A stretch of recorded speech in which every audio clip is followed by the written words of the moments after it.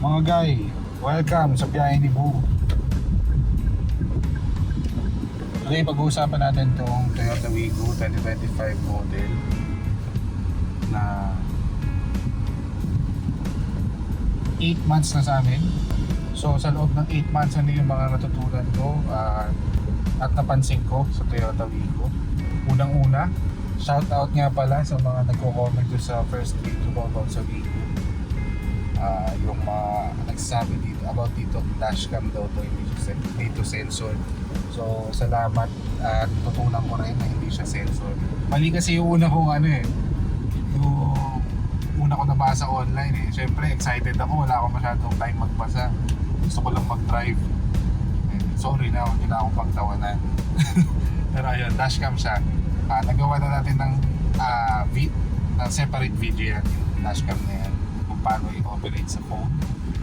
And yun, pangalawa naman, shoutout ulit sa mga nagko-comment na ito, tinasabi na ito, yung S daw na to ay slope, hindi sport mode. Sabi ko kasi sa unang video, sport siya. So ayun, na-confirm ko nga slope.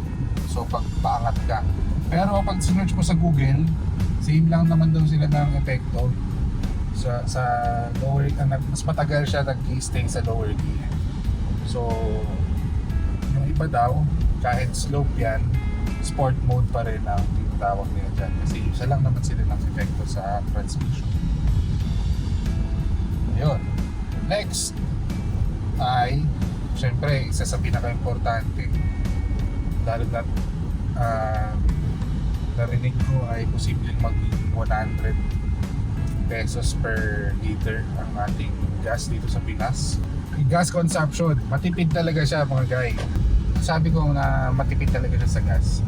Kasi pag city driving, kahit traffic, depende sa traffic, mga around 10 to 15 kilometers kami sa Manila. Laging traffic dun. Tapos pag sobrang traffic, medyo lower than 10 pa. Pero ayun, normal naman yun.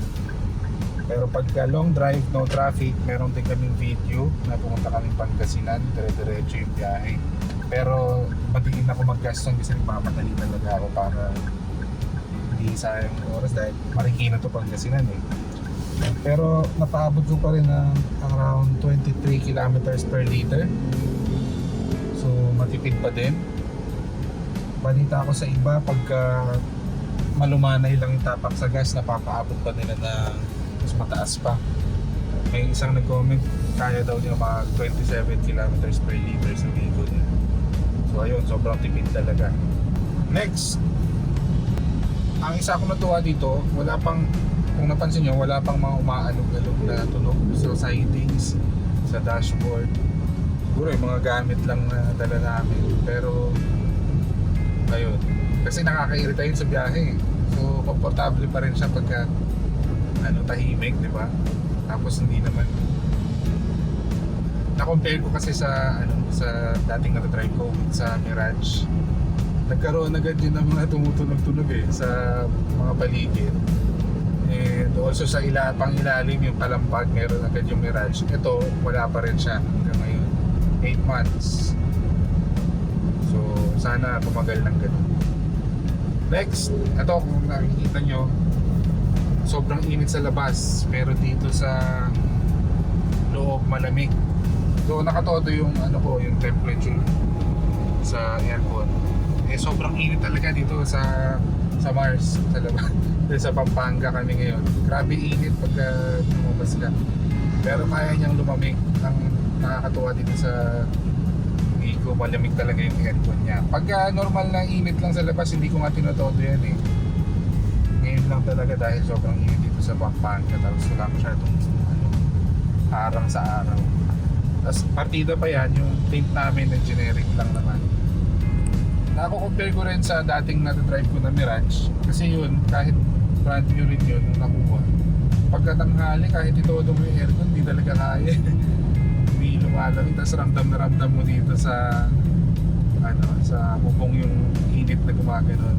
Siguro maganda yung insulation din ng Wigo bukod sa malamig talaga yung aircon. So ayun, nakakatuwa. Tapos, ang natutunan ko dito ay 95 octane pala talaga yung dapat ginagas mo. Nung una kasi 91 octane ako yung unleaded. Pero sabi sa manual, 95 octane. Tapos, online, pag sinearch mo, may mga nagtatalo na okay lang naman daw yung 91 octane, tatakbo naman daw. Pero doon ako sa safe kasi sabi, pagkatagal daw, kakaroon daw ng epekto sa makina pagka 91 octane lang yung ginamit. So doon ako sa safe kung ano sinabi na lang ng manual, kahit mas mahal siya. Tapos ganun din sa oil, fully synthetic ang gamit. Ito sabi doon, nagpa-change oil ako sa Shell ako para mas mura. Okay lang daw semi-synthetic, pero doon ako sa mas safe din kasi online din kung sinearch mo dahil mas stressed nga daw yung mga smaller engines, 3 cylinder, 1 liter engine, mas maganda doon ka na sa mas safe na fully synthetic oil para mag-prevent yung wear and tear pagdating ng panahon. Tapos siguro masasabi ko lang ng dalawang hindi masyadong maganda na bagay about sa ano. Una, hindi talaga siya ganun kabilis. Though hindi naman talaga ginawa ang Wigo para gawing pang karera. Pero syempre minsan kailangan mong overtake pagka mabagay na nasa harap. Kaya naman, compared naman sa mga dating Wigo, responsive naman na siya. Pag tinapakan mo, sumusunod agad. So kaya pa rin naman, nasa pagdadrive mo na lang. Pero syempre, anong i-expect mo sa maliit na makina? Hindi ganun talaga kabilis. And lastly, siguro yung matagtag sa likod, pag nalulubak talagang ramdam mo. Kahit nga sa harap din, no, minsan. Medyo ramdam mo talaga pag malalayo yung lubak. Eh, syempre, tawag dito, hatchback siya. Mas nagdag pa yun na ramdam mo talaga yung tagtag eh. Kaya si BMK na-stress sa likod eh. Mukha naman hindi siya stress ngayon. Pero yun lang naman yung mga natutunan at napansin ko sa Wigo. Sana nakatulong sa mga interested sa Wigo ulit. And like, share, subscribe. Biyahe ni Boo. Salamat sa magsama sa biyahe namin. Pauwi na kami from Mars to Marikina. Abangan pa yung ibang videos na parating dyan. Maraming salamat mga guys. Ingat. See you. Bye guys.